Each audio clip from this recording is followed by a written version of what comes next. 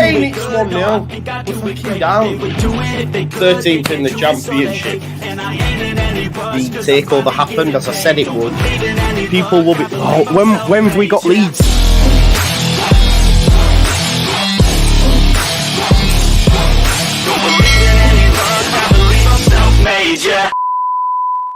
Now then, people, welcome back to the Just Your Football Show. Fancy seeing you here again. I've already seen you 5 minutes ago. It's like we're never gone, right? Like, we all went over to the press conference, chatting in the chat, and then came back here. I hope you're all doing well. Please do smash a like on the video, subscribe to my channel, get your comments in, hit that notification bell, and all that jazz. Hope you're all doing well. Listen, let me jump straight to the last question, right? A lot of people, so someone made this point, and I think, that, I think it was a fair point when we discuss on this channel the Mateo Joseph Bamford debate, right? And someone said it's like an echo chamber because everyone's saying the same thing. And that's not something I want to create on this channel. Let me just put out there. Like, I don't want an echo chamber, yeah? That's why I have so many different content creators on. I like to have balance. I like to have debates. I enjoy a debate, right? So it's like a case of like, but everyone was singing from the same hymn sheet, Ari, Mateo Joseph and Bamford, on here. And someone said it's like an echo chamber, right? Sorry, I'll turn my mic down, Carl. There we go. Everyone's saying it's like an echo chamber, but all I will say is, the reason it sounds like an... Oh, turn it up. I think that might be your sound, bro. It's sound. The reason it's like an echo chamber is because it makes sense. It makes sense what he is saying, Ari, Bamford, and Joseph. He's basically said what we've been saying on here, right? And I know there are calls, and everybody is entitled to their opinion. Everyone's entitled to their opinion. I know there's content creators out there. I know there's people on Twitter that disagree with me. On this point. And that's fine, right? But my point is, and this is where what Farke had to say, it's important we are not driven by emotions and put too much weight of promotion on young shoulders. R.E. Joseph. He said he has affected the game so far, and it's good to have this player off the bench. He also said he's only scored 1 goal in the league. Let's not forget this. So he's aware of all the pandemonium about him. All right? Now, the point he said, he said it's also important that we have experienced players on the pitch like Patrick. He even also said, you've got to take into consideration that Patrick's run centre-back's ragged. That's basically what he was saying, right? He said he's done all that work, and then Joseph comes on. Again, that point that I was making about game state. Could Mateo Joseph do what he does in 15, 20-minute cameos for 90 minutes? No, he could not. He comes onto a game when they've already been battered and run around for a period of time, and then he comes on and impacts it. And of course, naturally, people go, well, what about Chelsea? He did great. But it's the cup. And he said this, Farke said that. Yeah, he's done well in the cup. Let's not forget, he's only got 1, and we're putting too much weight on him. And this is where we have to back the manager first and foremost, which is what Evie was saying in the chat, which I agreed with completely. Yeah? We have to back Farke, and he's not steered us wrong yet. But I just wanted to make that point of like, because people were saying it's like an echo chamber. And when I read that comment, I was like, oh God. Because I genuinely don't want that for this channel and when we have debate shows. Because if you're all just thinking, then it's pointless. It's not even a discussion, is it? And I get a lot of people who watch don't agree with that. So then I even responded to that comment. I said, I wanted someone to disagree. I wanted someone to say, no, Mateo Joseph should start, so we could have a conversation. But the people who were on agreed. And it's just nice to know that the manager is also singing off that same hymn sheet. Do you know what I mean? because it does make sense. It is, people say, you said Joseph's not ready. There's a different kind of mentality and a different kind of mental fortitude needed for a promotion running, and you are putting all that on there. Yeah. Jamie, I don't know where you've got that from, because I'm not saying he isn't, unless you're responding to comments. Bamford wasn't great last time out. He wasn't. I agree. But that's not then throwing the baby out with the bathwater, just like we did after Huddersfield, just like we wanted to do after Watford. I don't get the calls for he must start. He must start. No, he mustn't, in my opinion. And Farke also agrees with that. And at least now, folks, you heard from the man. It's probably unlikely, unless there's an injury, that Mateo Joseph will start for Leeds United for the rest of this campaign. He'll be used how he's being used. So at least people can come round to that. I put a daft little tweet out to say, at least people can have their meltdown now and not 2 p.m. 2 p.m. on Saturday when he's not in the starting lineup. Like Scott's just said in response, no need to melt down, just have coffee and cake. It's true. It's true. So at least people now know that that's not going to happen. Okay? Yeah, but the manager does. The manager.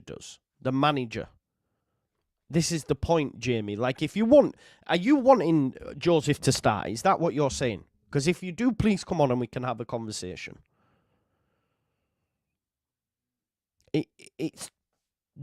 Now is not the right time, 6 games left, to start Mateo Joseph in a team that is fighting for auto spots. I think this is the point that we need to remember. If we were mid-table, yeah, Bamford don't have a future long-term. Start Joseph. But every game we must win. Every game we must win. So I just think what Farke is just basically put that to bed now for me. Yeah, exactly, Evie. We have to back him, right? That's why I don't get the calls for he must, and all that sort of stuff. I was like, no, he shouldn't. So yeah, that's that put in the bin now, and hopefully the conversations have gone, at least for a week. You know what I mean? At least for a week, because he's basically just said, look, I get it, but it's too soon. That's basically what he said. Now let's go right back to the start of the presser. And yeah, sorry, just to finish. This is so true. Let's say you start Joseph. He has a performance like Bamford did against Hull. And it weren't just Bamford, it were everyone. But let's say he puts in that performance. Do you back Bamford to have the similar sort of impact as what Mateo Joseph does in his cameos? Because I don't. I do not. And I'd imagine a lot of you do, because we've seen it this season that he hasn't. The last time Bamford made impact off a bench was against Brentford in the Premier League, and he got injured celebrating. This is the point. That's the point. Yeah, you can have a conversation about that, but I think half-time is not the time for me. 55, 60 minutes should be your earliest, I think, in my opinion. Unless tactically it's all over the shop and you have to change personnel to change your tactics. I would never advocate half-time, in my opinion. But that's just me. I think 45, especially when the game's level or whatever, it's not the time to throw the baby out with the bathwater. Have you noticed now I've learned how to say that statement? I say it all the fucking time. Please, folks, if you haven't already as well, smash the likes. We've only got 78 likes. Please smash the likes on the video. And if you want some different content, I reacted to the new financial regulations that could be coming into the Premier League after this as well. Okay? So, yeah, please do that. Right, okay, so smash a like on the video. Let's get back to what was said. Okay, so emotions. How are they? And he says, good to have 2 days to calm the load. We are confident. We are in a good mood. It has been good because guess what, folks? Next week it's busy again. We play Tuesday, we play Saturday. Back to busy period. So it's nice, Evie says, how many baths do you have, Joe? So many babies being slapped around. The irony is I don't have a bath either. I do wash, I shower, but unfortunately the house that I live in doesn't have a bath, and I miss them. So, yeah. Yeah, so we'll yeah. Anyway, sorry, I just got a phone call from Gabe, so I had to just quickly, because I wanted him to come on and chat about the Americanization thing with the NBA and the NFL to do with the new regulations that are coming in. But yeah, oh, Mr. Dodo, don't, man, I can't deal with it. Please, I'm emotionally, I'm not in the headspace for that right now. So good day to have 2 days to calm the load. We are confident, we are in a good mood. He was asked about players fatigued, injury time, right? This is the bit we were all waiting for. And he says, we spoke about the situation first weekend after the break is always tricky. There's lots of load and lots of travelling. We know the international break, really, although we got 4 points, it killed us. If we didn't have that international break, I say we beat Watford. He said several players played 3 games in 6 days. I think actually the Welsh lads played 4. And some of them would have been struggling with injuries at the time. So he said it's been beneficial to have 5 days before Coventry. We're still struggling with a few. All the players in the squad on Monday are available, so that's good. If Gruev doesn't make it, we'll go with the same lineup, I'd imagine, with Gray and Kamara in midfield. Hopefully them having 5 days to work together on the training pitch will better foster that relationship, because it was lacking, let's be honest. And Evie, I agreed with your point the other day that you put in my comments about, that doesn't mean Gray shouldn't be playing there, which I agreed with. Sorry if it didn't come across at the time. But we need them to have a better relationship, and training helps that, right? But he did say, except for Shackleton, he reported the day after the game a problem with his adductors. He's out for 2 weeks. Jamie Shackleton's not going to get a new deal for me. I know previously Daniel Farke said we'll look after him, but it's charity at this point. He keeps getting injured. He needs to play. He's not going to play, especially if we get promoted. Even if we don't get promoted, he's not going to play. So I think he needs to move on, even if it's to drop down to League One, like Leif Davis has done, like we've seen Liam Kitchen do, who's now smashing it at Coventry. So yeah, I think it's time for Jamie. And it's sad because I was buzzing when he came on. But I'm not gutted from a squad point. But yeah, I'm a little bit gutted for him. I am a bit gutted for him. Thank you, Helen, as well, for the love on 28k. I couldn't do it without any of you folks, so big up to you all. Here, I've got to mention this as well. I hope he's watching, because yesterday I forgot to do it and I was mortified, and I tried to find him on social media. I tried to find him on YouTube. Christopher Spofford Chapel yesterday gifted another 50 Just Joe Football Show memberships. My regards, thanks to you, Christopher. I was gutted when I seen it, and I don't know if you caught the end of the video. I was going, no, and it had already gone. I tried to find you on YouTube, social media, to thank you, mate. So if you're watching this, apologies, I didn't do it at the time. My apologies. So Shackleton's out. I think that's his career at Leeds United done. He said, neither Roberts nor Nonto have trained with the team yet, but I am hopeful they'll be back sooner than the 3 weeks we originally said. So Gruev is the closest to returning. Limited by pain and swelling. He's not trained with the team yet and still to be assessed before Coventry.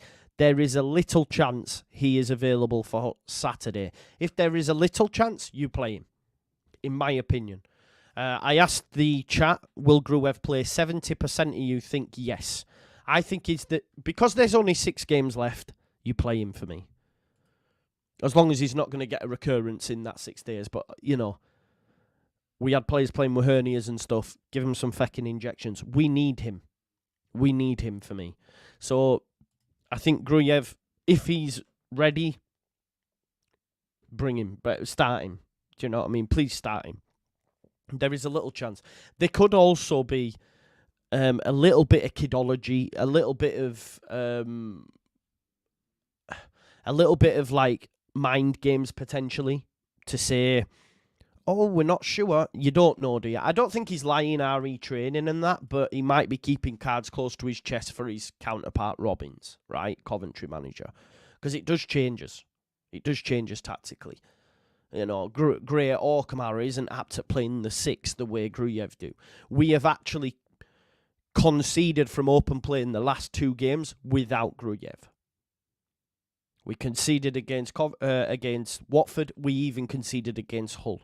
So this wasn't just because of Cooper. I would argue it shows how positive and how big of a linchpin Gruev is, because we've conceded from open play in the 2 games that he's missed. So we need to get him back. And like Evie says, just get him on the drugs. Heroin, crack, whatever. I'm joking.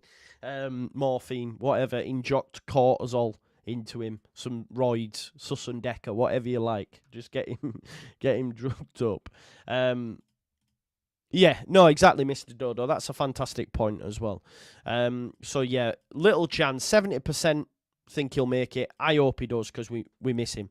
He was asked about Dan James. Obviously, him scoring that goal, especially when he was getting stick all night, you could argue his performance looked a little bit meek and mild based on what we'd seen from earlier parts of the season from Dan James. I thought he's been phenomenal. He wasn't great, but then again, nobody was actually. Yeah, Tramadol, there you go. Yeah, people get hooked on that shit, man. Tramadol. Botox, yeah. If he says Botox. Could do with some of that myself, if I'm honest. So he was getting stick, James, but now Farke, him scoring that goal was huge for James, I think. And he says you can fail and lose, but then you just have to keep going. If you hide, no chance to succeed. Pretty happy he showed a reaction in an important goal. This is the important thing, right? He didn't hide. He took that shot on from like 50 yards out, the longest goal ever scored, maybe, at Leeds. I think I've seen something like that. And what a goal it was. It's a difficult thing to do. Anyone who thinks that's easy because it's an open goal is BS. I couldn't. If I hit that shot, it had a P-rolled. Probably wouldn't have even made it to the line. So, yeah. He was asked about the fans and how big of an impact they can play. He said they are the biggest asset of this club, second to none. He mentioned we are all United. That's why we have the name United, right? He said expectations and pressure come with them. So once you sign a contract here, you know what you have to do. We were speaking about it yesterday in the Manager of the Season awards that Farke has been nominated for. Yes, there's a lot of, well, it's his job, that's what he's supposed to do, which I agree with, but there is also a pressure attached to that as well. Otherwise, everyone would succeed at big clubs or bigger clubs, and they don't, do they? Because some can't deal with it, whereas Farke can and has, He said, we are United. Feeling around the place at the moment is the biggest strength of this club. Through the difficult periods, they carry us through. The atmosphere, okay, I'm not talking about physical atmosphere in the ground, because I've not been there, and nor can I comment, but from what I hear and what I hear, it's not been great. So, the actual atmosphere amongst the fan base, though, and how happy we are, that's there, isn't it? He was asked about Coventry. He said, I have full respect for Mark and the job he has done over many seasons. Remarkable what he is doing, getting them to the playoff final. Then important players left, like the likes of Victor Gyökeres, etc., and he's rebuilt it. Now Ellis Sims is scoring goals. He says what he has done and how they play in the League and Cup, the way Leeds' team is outstanding. Let's not forget they got to the semi-final of an FA Cup. He said he should be getting more credit. I would argue he should be in for the Manager of the Season award over someone like Liam Rosenior for me. He says he deserves to be more in the spotlight. One of the outstanding coaches at this level, one of the best sides in this league. We travel with respect and confidence, and that's good, yeah. Like Farke's reiterating just how big of a coach is, how big of a job he's done, how good the squad is. That again, there's no complacency with Daniel Farke. No complacency, which is important. I think then Adam Pope asked him about Ilya Gruev and Charlie Crew. Charlie Crew obviously has been in the squad of late. A lot of that's due to numbers, midfield issues with Ampadu playing in centre-back, etc. But he's there on many. He said, if Ilya is not available, we are thin in midfield. That's why Crew has been called upon. Obviously, Ampadu has played in defence as well. But he says Ilya is important for our rhythm. He can speed the game up. He can dictate tempo. He's got great passing accuracy. He's tidy on the ball and shows himself in difficult situations for the ball. The guy who initiates our attacks through the centre or over the wings. That's how big he is. He's the fulcrum. When you watch back that Hull City game, you can see how Archie looks a little bit lost when he's supposed to be dropping in between the centre-backs and stuff. Gruev, he just does it effortlessly. We've seen him in them game when he was spraying passes like Busquets, etc. Like Calvin used to. He doesn't do that as much, and I wonder if that's an instruction for more control. Let's not play passes that let's play the percentages in a sense. Let's keep it all tight-knit where we know that pass is going to complete. Let's not hoof one over there where the fullback might come in and win it. I feel it's an instruction. But he is so important and is the fulcrum of what we do. Before we go on to Charlie Crew, we've had a super chat from Sean Ely who says, it'll be the same team as Hull. I think he has no choice. Farke can't trust Coops anymore. He is a club legend. Yeah, no one's even chatting about that. But thank you for the super chat. Yeah, if Gruev plays, I think Gruev will make it, Sean. So I think that'll be a change, mate. And I think that means Byron will drop back to the bench. I think that's what will happen. But if not, it will be the same team.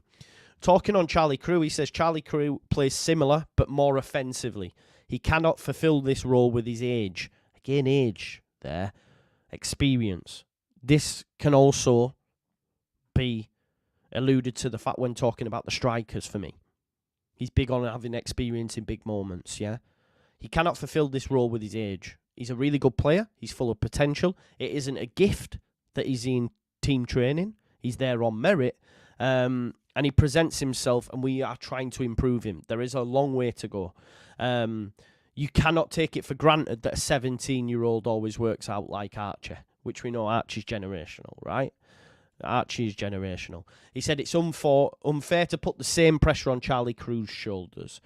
You know, we're going to have a lot of young players coming through at Leeds United over the next few years. We've been linked to signing the forward who is on trial at the minute. I forget his name now. Mason Kocher, who's been wanted by a host of clubs as well.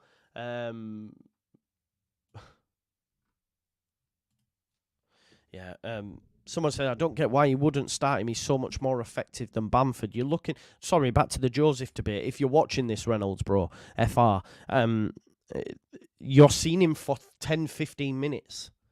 That's all. And I know a lot of people will come back to the idea of, oh, well, what about this? What about this? But, yeah, anyway, I've done the thingy chat. We'll have more. No doubt we will. We will have more. Chat on that in the lead up to the game. I just hope Bamford scores and then we don't have to have a conversation because according to some fans, if you don't score as a striker, you're having a shit game. Although I do believe he did have a poor game against Hull, but so did everybody. Asked about the table, benefit of looking at it now. Obviously, remember he did say to us about having 40 games and where we are. He said if you try to go away from what you have done up to now into their heads and hearts, you will fail. You have to show consistency. If the manager gets nervous or wants to be in the spotlight or play chess and do something unexpected, it's never beneficial. Don't be a flag in the wind. Hold the standards high and ask them to do the same things as they have done all season. We will not change a lot. Important in the crunch period to play with a smile on your face. If you are overmotivated or too nervous, you will achieve nothing. Been there, done that, wore the t-shirt, created the t-shirt. He knows what he's doing. We are in safe hands, and I would argue Ipswich are as well, because McKenna's done it at League One in a similar sort of race. We are in safe hands. We have the best man for the job, even better than McKenna for me in terms of promotion from this division. So we are in safe hands, and hearing him talk like that just fills me with more confidence. I'm like, yes, Daniel, I will run through brick walls for you. And I imagine a lot of these players would as well. He said, what techniques do you use then to calm nerves? And he brought out the line, coffee and cake, obviously. Loved it. Absolutely loved it. Coffee and cake helps me to stay balanced. Someone needs to ask him what cake and what coffee, you know, what we're dealing with here. Love this. This is so true. This is so true. We're 6 games from promotion. Messing around with things too much now when it's not. Exactly. But user. Exactly. So I don't understand. Just listen to what the manager said, and then you will have your answer. So yeah, coffee and cake. But he says, I do the same on the training ground and the games. Doesn't change it. Yeah. Calm the nerves when everyone else is going crazy. Speak about this with young lads, and it is important, but more important on how you act. Do not be overmotivated. And again, this can come back to the Mateo chat.